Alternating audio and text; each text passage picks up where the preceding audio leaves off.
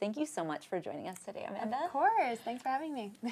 So you started this company back when you were a college freshman with your mom as your co-founder. Yes.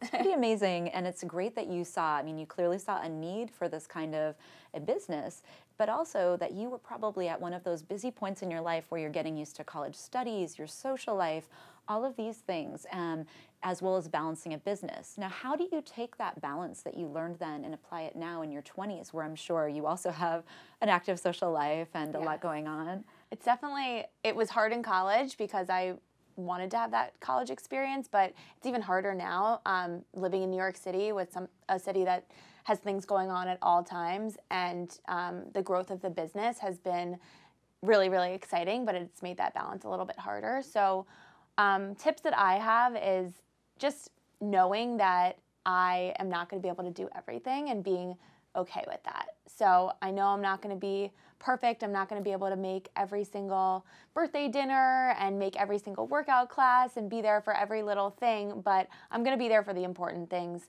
My friends understand that, and they are always really excited for me and for the business, so they're very understanding.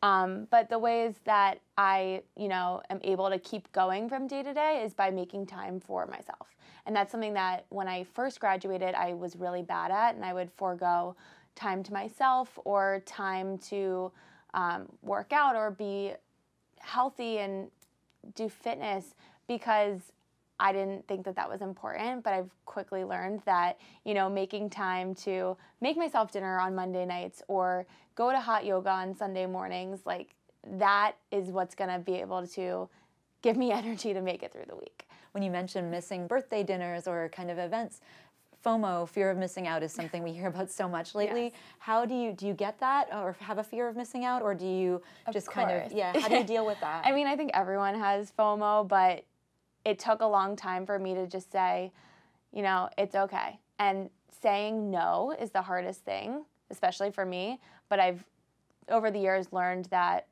I need to say no to certain things and prioritize my time with the things that are, going to be the best use of my time, or the more important things, and know that I can't be there for every single person at every single moment. Got it. So when you see pictures on Instagram from events or something, it might make you feel like a little bit like, oh, I wish I was there, but you try to like get past that and look at the positive. And social media is a little bit toxic in that way, and I try to be above that and say, you know what, it's not that important, it's not the end of the world, I'll be there next time, or I'll make it work when it works for me.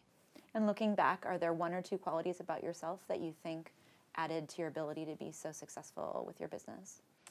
I think passion and drive and grit are really, really important in order to, keep on moving in the direction that you're going and not give up and not be let down by roadblocks that come your way, or wrong decisions that you make, or just things that don't go the way that you want them to. So my drive has been, really important in my balance and all of that, and keeping the business moving and growing. That's excellent, and we're really impressed, you being a young female entrepreneur, and also that you mentioned self-care. It's something that's very important to the Livestrong editors as well as to our readership. Self-care is incredibly important for maintaining that balance. What are some of the things that, you mentioned fitness, are there other self-care or life hacks that you do to make life really enjoyable and give you that energy and sustain you? Yeah, there's a few things. I'm really into health and wellness, so it's like an enjoyable side passion for me. I like to work out in the morning because I know that if I don't do it first thing in the morning, I will come up with some excuse to not do it. And I'll say I need to stay at the office longer or something, but I like to either wake up and work out in the gym, go for a walk even. If I don't have time to see a friend, I'll say, hey, let's go walk on the West Side Highway, and let's just take an hour to be outside and not be connected to my phone. And I really like to do yoga. I've tried to make it part of my routine to every Sunday morning do hot yoga, because it's a good way to end the weekend and start the week off on a right note. What's an example of one of your favorite healthy breakfasts or lunch? Because I know our readers and viewers are always looking for new ideas. Yeah, so I've been trying to do breakfast at my apartment by myself as part of my routine. I like to make green smoothies, but I keep them really simple, so I have all the ingredients in the freezer ready to go, and I can just do it really quickly. in my blender. I like making chia pudding. I'm obsessed with avocados, so anything. As we all are. Yeah, so anything that I can do with like eggs and avocado, that's kind of my go-to. And I'm a huge matcha drinker, so I love matcha. that was another thing with energy was I gave up caffeine for a while, and how'd that go? it was okay. I knew it was something that I wanted to do to like kind of restart my system, and I there's so many things that people say about caffeine being good for you, bad for you, yada yada, and I gave up coffee because I still needed some sort of routine in the morning where I go to get my hot beverage. Yeah. So now I drink matcha, and I love it because it doesn't give you that crash in the afternoon, which for me is really, really important, and it energizes you, and I think it tastes great. I'm glad it works for you. Yeah, it has a ton of antioxidants because they grind up the leaves when they make it, so it's really good for you. It sounds like you're making some smart choices there. Yeah. And so now your role in the company is as creative director. Yeah. That sounds like a very fun role, but I'm sure there are days where you might feel like you need some creative inspiration. When you feel like you're looking for creative inspiration, where do you go, or what do you do to try to get that inspiration? There's a few different things that I do. One, living in New York City is inspirational in itself, just walking around, being amongst different people, going to different restaurants and stores, and just like exposing myself to that environment is always inspirational. Going on Instagram and just, following my customers and people in our target audience is super inspiring to me. I get to see what they're doing, what they're liking, what they're gravitating towards. So it's a really interesting research opportunity. And then just as a third point, I am always really inspired when I go meet another founder or someone in the startup or e-commerce space for coffee and just have a really nice chat about, what things are going on in their business, what we can learn from each other. And it's always something that I step away from and say wow, I'm really empowered to go do my job. Cool. Since you mentioned Instagram, I was wondering, are there Instagrammers that you follow that you find to be really inspiring also to follow?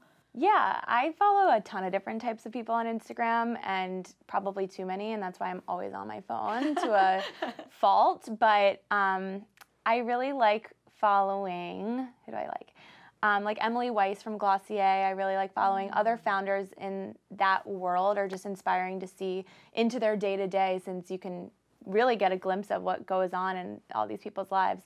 So her, Hannah Bronfman, I really love. Oh, I don't know Hannah. What does she do? You should check her out. She's in the health and wellness space as well. Cool. She has a blog, but she's an entrepreneur, and I think our lifestyles are just very similar in the things that we like. So I like learning about new things from her.